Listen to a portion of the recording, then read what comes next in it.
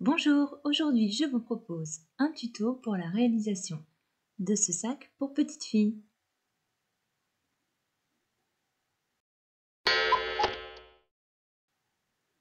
Nous aurons besoin de tissu coton pour l'extérieur, pour la doublure, pour le rabat, pour l'anse, pour la grosse fleur sur le devant, du thermocollant ouatiné servira pour l'entoilage. Il nous faut un disque de simili-cuir et un en plastique transparent. Nous aurons besoin de paillettes et d'un fermoir aimanté.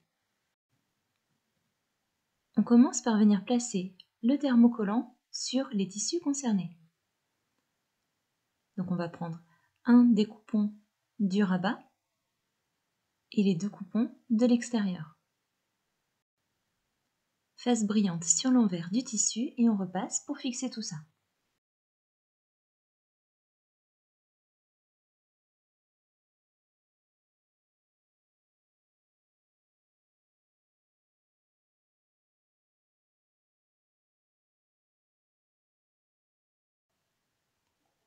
Ensuite, on vient faire un repère ici à 2 cm du côté, puis un autre dans la largeur à 12 cm. On relie les points et à l'aide d'une petite assiette, on va arrondir les angles du bas.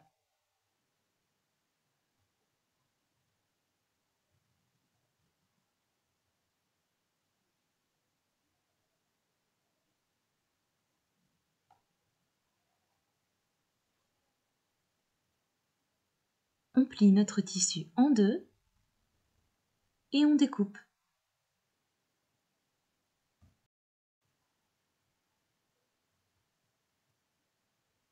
On fait la même chose avec le deuxième coupon de l'extérieur du sac et avec la doublure.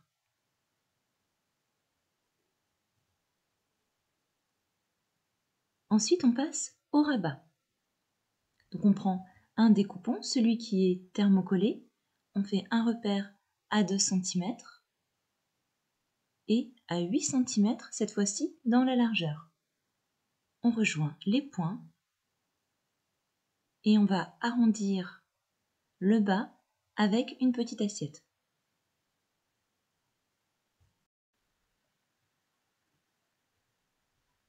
On découpe et ensuite on va venir faire la même opération avec la doublure du rabat. Attention au sens des motifs si vous en avez. Donc là, vous pouvez mettre le tissu dans l'autre sens. Ainsi, quand on ouvre le sac, on a les motifs dans le bon sens. On va désormais faire la fleur. Donc pour cela, on prend la bande de tissu de 12 par 60 cm. On la plie en deux, endroit contre endroit. On place des pinces et on fait une couture à 1 cm du bord.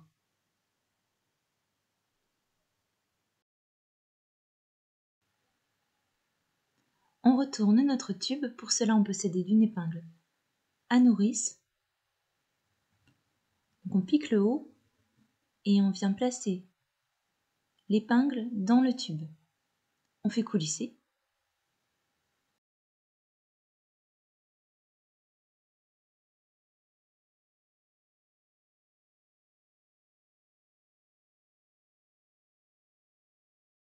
Et on repasse. On se munit d'un fil d'environ 80 cm. Ici, j'ai pris du fil à broder, coton mouliné. Je fais un nœud sur l'extrémité.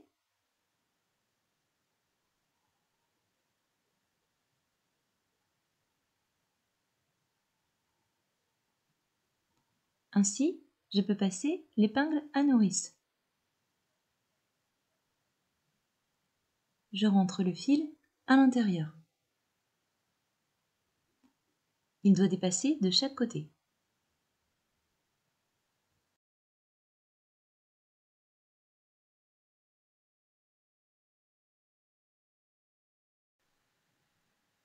Ensuite, on fait un rentré d'1 cm à chaque extrémité.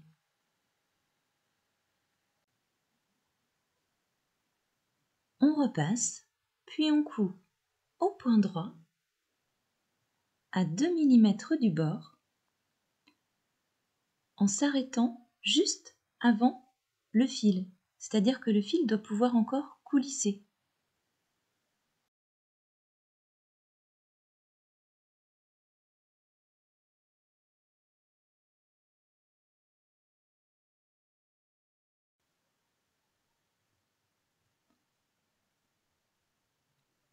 On réalise des fronces en tirant sur le tissu et le fil. On noue les extrémités du fil.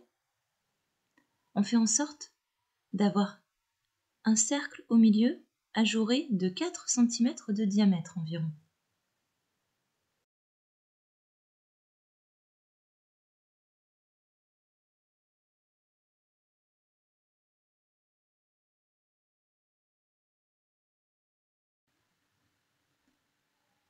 Puis on fait une couture au point droit à 2 mm du bord. Voici ce que l'on obtient. On passe au cœur de la fleur. On prend notre coupon de simili-cuir et celui en plastique transparent. On place des paillettes dessus. Alors vous pouvez en placer plus ou moins. Si vous voulez que les paillettes bougent, vous en mettez un petit peu moins. On superpose donc le petit disque de plastique transparent sur le simili avec les paillettes.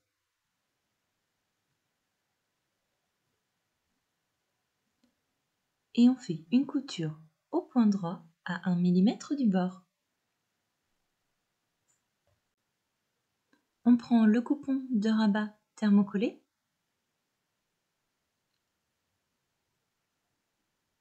et sur le milieu, on va faire un repère à 7 cm du bas.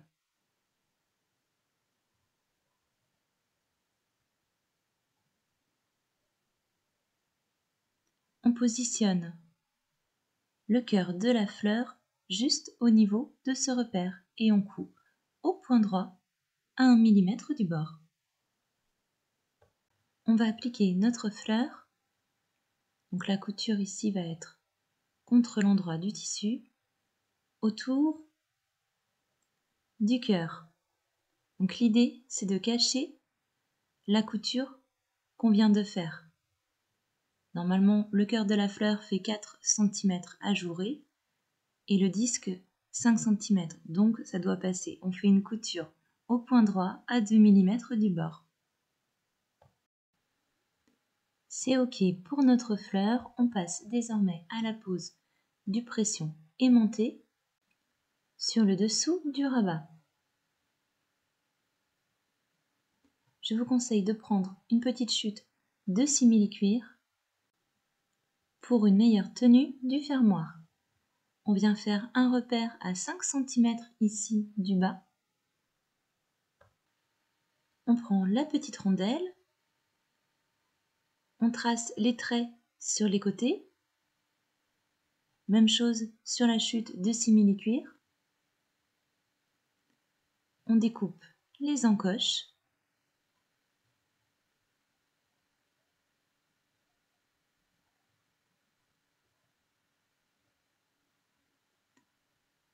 On place le fermoir, le simili-cuir à l'arrière et la rondelle sur le dessus. On écarte les petites pattes.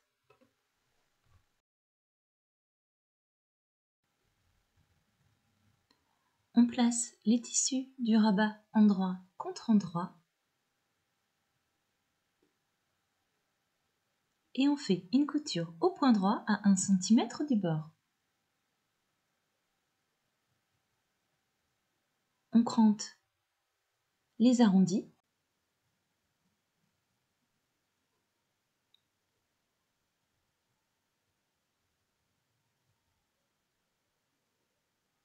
On retourne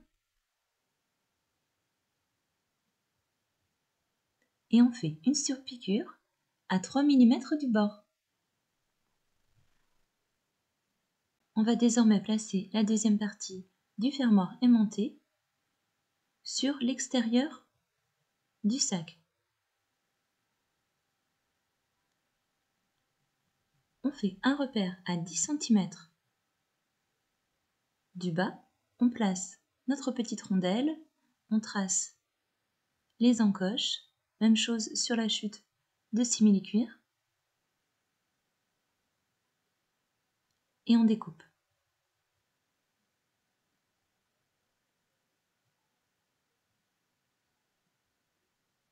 On dispose le fermoir comme ceci, la chute à l'arrière, la petite rondelle, et on écarte les petites pattes. On prend ensuite le dos du sac. On vient placer le rabat comme ceci, bien centré. Là, je vérifie que j'ai bien la même distance de chaque côté. On fixe à l'aide de pince et on fait une couture à 3 mm du bord.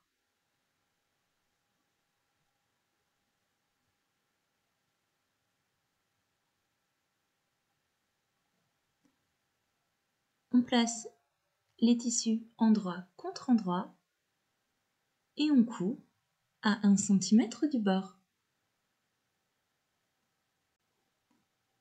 On crante les arrondis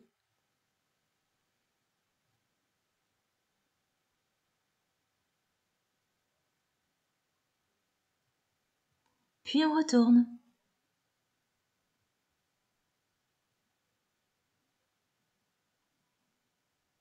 On passe désormais à la couture de l'anse.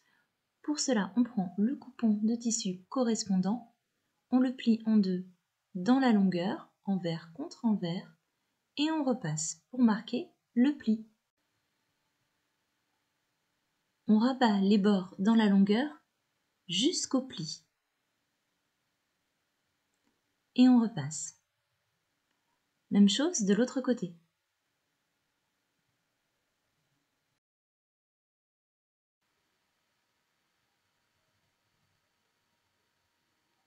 Voilà ce qu'on obtient. On replie en deux, on repasse et on fait une couture au point droit à 2 mm du bord de chaque côté.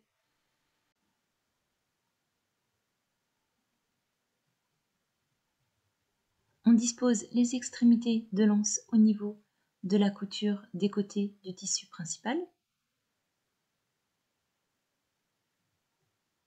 et on coud à 3 mm du bord.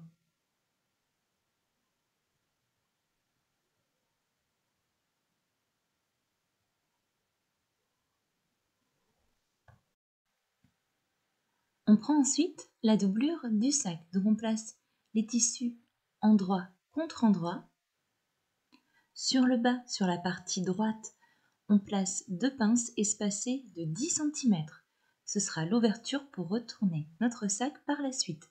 Et on fait une couture au point droit à 1 cm du bord.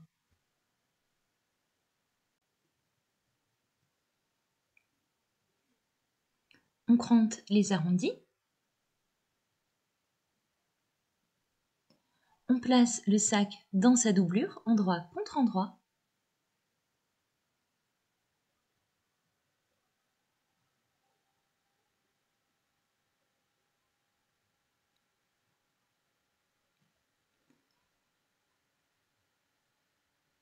Et on fait une couture sur tout le haut à 1 cm du bord.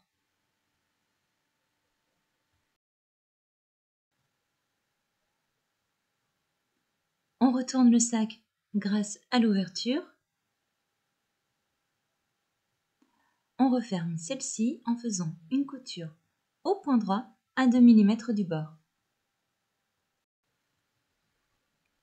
On place la doublure dans le sac.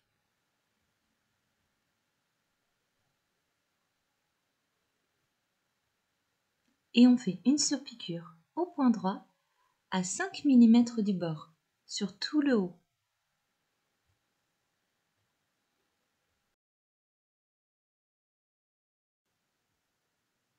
Voilà, notre petit sac est désormais terminé.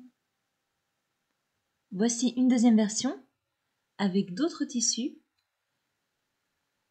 La forme du bas du sac est également un peu différente.